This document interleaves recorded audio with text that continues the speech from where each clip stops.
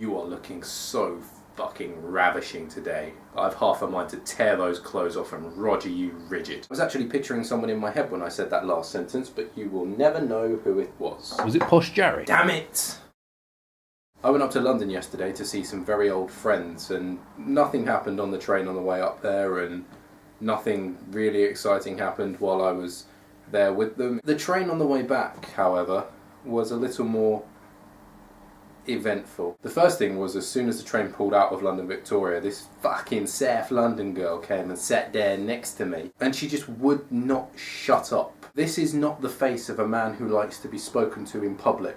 Every time I go into a shop and want some help from a sales assistant, they realise that. Why could this girl not get it? I had my headphones in, so I didn't even realise she was talking to me to begin with. But then she took one of my headphones out so that she could talk to me. Am I the only person who thinks that that's not right? If you're watching this, that girl, that is not right. Fortunately, after a couple of stops, she got off the train and she was replaced by a woman who sat down and instantly fell asleep. I've no problem with that. You want to sleep on a train? Sleep. Then, a few minutes later, I happened to glance across the aisle and then instantly did a double take. Because there was a girl there with whom I proceeded to fall completely head over heels in love. She had hair and skin and eyes and teeth, and oh my god, she was amazing. If I had a perfect woman, and I do, she would have been it. Obviously the perfect way for this anecdote to end would be for me to say, and after a little while we got chatting and exchanged numbers and I'm taking her out for dinner tomorrow night.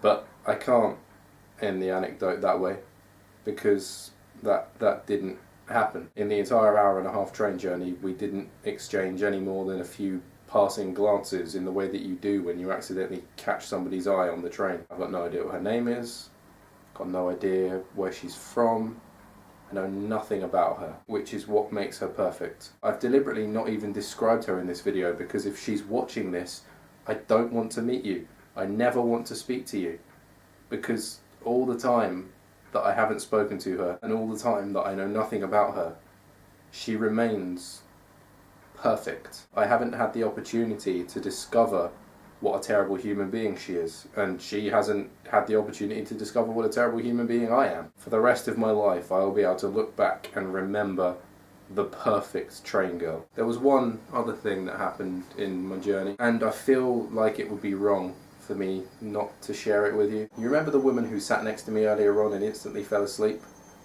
Well, I hadn't so much as looked at her ever since she sat down. I knew she was asleep, that was it. But we were coming into my station and the woman was between me and the aisle, so I needed her to move. I just reached out and I shook her to wake her up. And it was only as my hand made contact with her and I started shaking her that I glanced round and I realised that she wasn't asleep anymore. She was wide awake, just being rudely shaken by this man sitting next to her. And she turned round and she looked at me and I looked at her, and we both knew that I'd done a bad thing. So I cleared my throat and in a very meek, regretful voice, I said, "Can I get off the train, please?" Apparently my last video is not working, but I'm going to leave it up anyway just in case it decides to sort itself out eventually. It's been gently suggested to me by Jenny Maycroft that I should do the Christmas tag, so that's going to be the video next week, and then after that, who knows. See ya.